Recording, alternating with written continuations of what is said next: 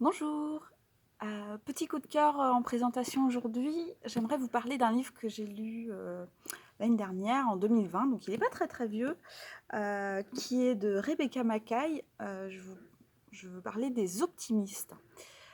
Donc c'est aux éditions Les Escales. Euh, c'est un très chouette roman.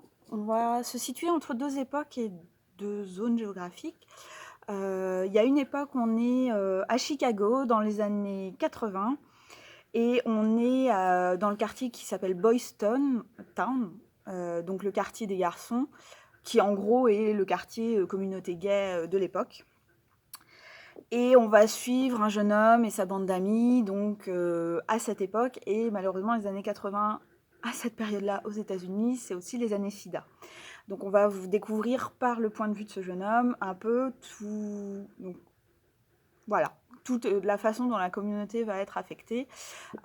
Lui est plutôt privilégié puisqu'il est en couple stable avec un autre homme, et donc du coup, on va dire que à l'époque, ils savent déjà que bon, a priori, c'est sexuellement transmissible, mais que du coup, il y a assez peu de risques de l'attraper, donc on reste fidèle à ses conjoints. Mais par contre, il y a aussi tous leurs amis, tout leur entourage qui va être affecté plus ou moins, et clairement, c'est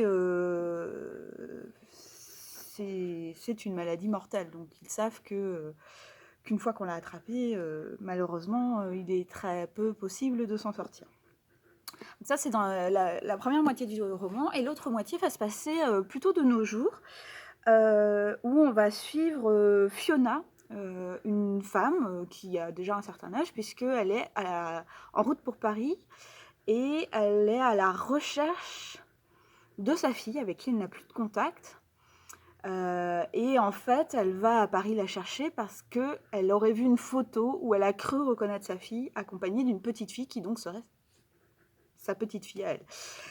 Donc elle tente d'aller à Paris, et Fiona, le lien qu'elle a avec la première moitié de l'histoire que je vous ai expliqué, c'est qu'en fait, elle connaissait bien cette communauté. Son frère Nico était homosexuel et est mort dans ces années 80 à Chicago.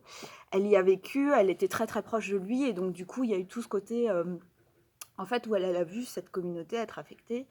Et on va se rendre compte petit à petit du roman que même si elle n'a pas été, on va dire, malade, elle a été très affectée par ce qui s'est passé dans ces années-là, et que ça a eu des répercussions ensuite au-delà.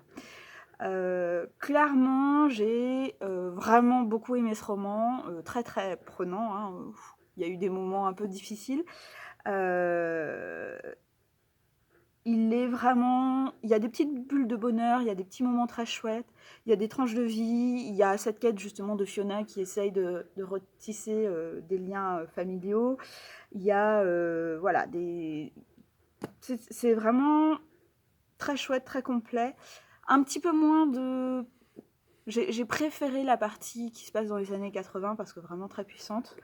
Mais le livre reste vraiment super dans son ensemble. Donc, voilà mon coup de cœur du jour.